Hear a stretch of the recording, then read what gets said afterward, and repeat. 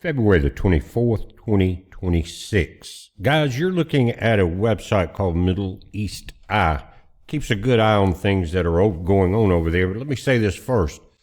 I'd set the live stream up earlier to come in at 5:45, about 15 minutes earlier than the 6 p.m. Central Time presidential State of the Union address. Somehow, and I was out, we were taking care of the Huskies and came back in, and the live stream had went live shortly after 1 o'clock, and I apologize for that. I don't know what was happening. It was, you could see on the thumbnail that it was starting at 6. First time that that's happened, but as far as that goes, but that software does have a few quirks in it. But I apologize, and we're going to be going live probably around 5:30, which would be in less than 2 hours. And we're going to check it out now. He's going to go over quite a few things, and there's a lot of things that are going on here. Now, Erbil Airbase is in northern Iraq, and what they're doing is getting our troops out of there, and it's a kind of a multinational base in a way. You got allies there with the U.S. troops, but a lot of troops are moving from this area because they're afraid it's going to be attacked by Iran once this thing gets kicked off.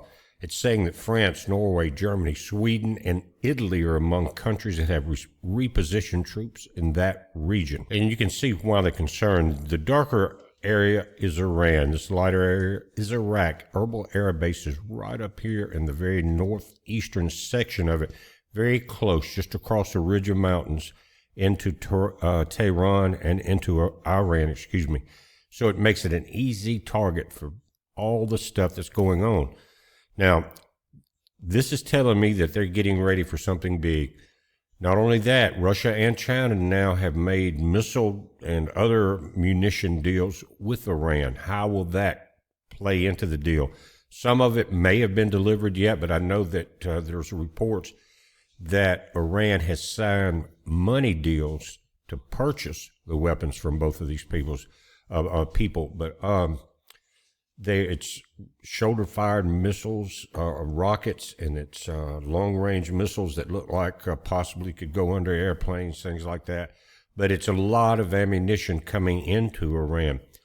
And so between that and the Straits of Hormuz getting blocked, which they're blaming it on the U.S., but what it does is affect China because they get quite a bit of oil from Iran through that strait. And so that's concerning for them. And now, it just happened maybe a few weeks ago. We're just now getting the information, though, that everyone's familiar with the Panama Canal.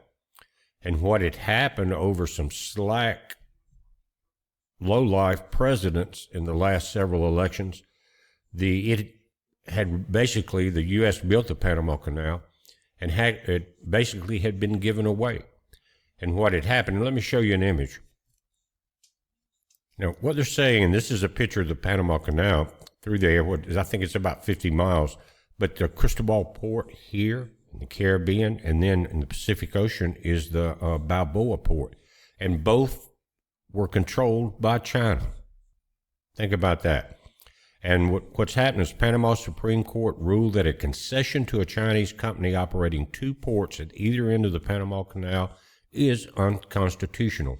U.S. President Donald Trump has sought to put control of the strategically vital ports in the hands of U.S.-owned companies. Now, technically, that hasn't happened yet, but in the appeasement process with Trump, they've handed off the Balboa port to one nation and the Cristobal port to another nation, not China or Russia. And so I don't know how that's going to play out, but that's going to put more pressure on China because they use this quite a bit. And you could go into the Caribbean, guys, and right into the Pacific in 50 miles.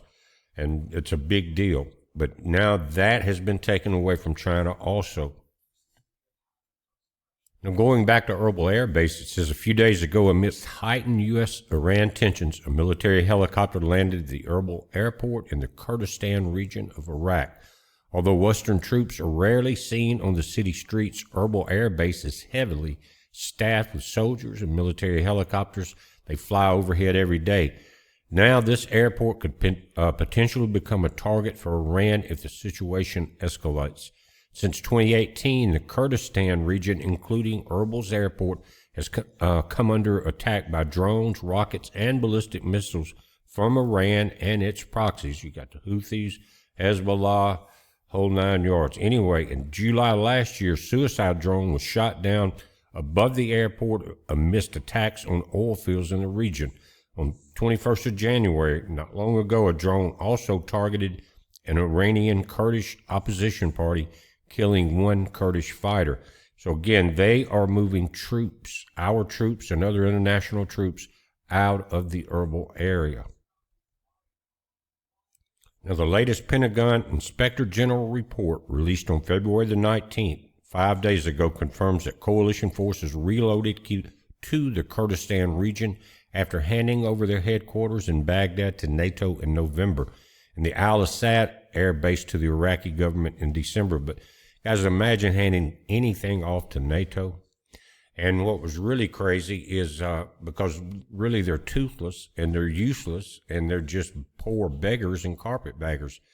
But one of the things that China is saying, because of some of this, because of not only the oil and the attack on the drug boats and the oil in the Straits of Hormuz, guys, that they're willing to go before the United Nations and NATO and complain. Like, who cares?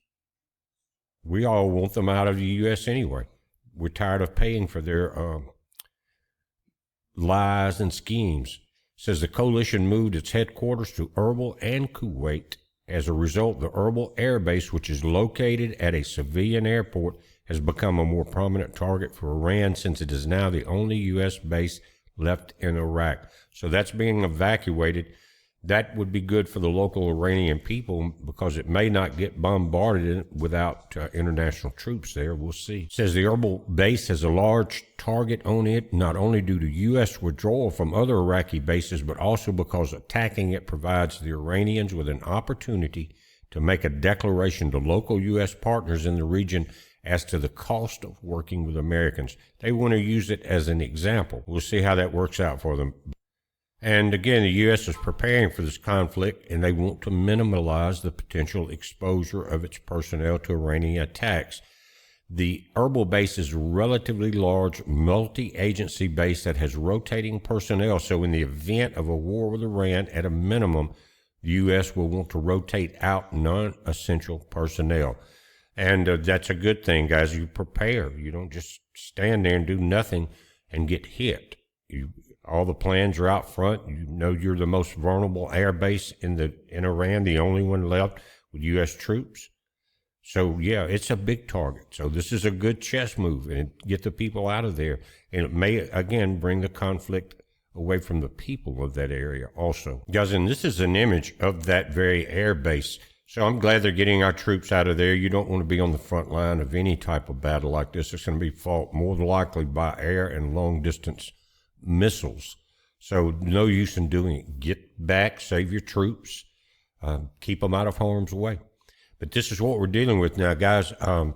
Again, coming up in just over an hour, about 5:30, we're going to go live, and we'll be there ready, and we have comments. If you watch the White House channel or their YouTube channel, they don't allow comments, and you don't get that on a lot of the other channels either.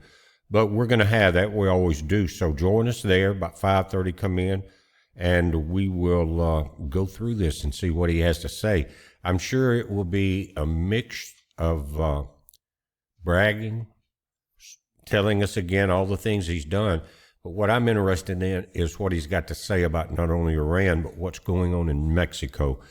The Mexican president, Scheinberger, whatever the name is, whatever it is, she is threatening to take Trump to court, and she's going to sue Elon Musk because he said on the X that Mexico is being run by cartels, and she's mad as hell. But and that's how Dems are. You tell them the truth, man, they can't take it. Anyway, guys, join us at 5:30 p.m., a little over an hour and a half from now, and we will go live. Enjoy the chat. We hadn't got to do that in a few weeks. And I'll see you there. Again, I apologize about that software glitching in there, and I come in and got 600 something people there. I'm like, what's going on? Then I saw up there the live button that kicked in at 1 something. It happens. Anyway, guys, I'll see you shortly. It's a heads up. Be safe.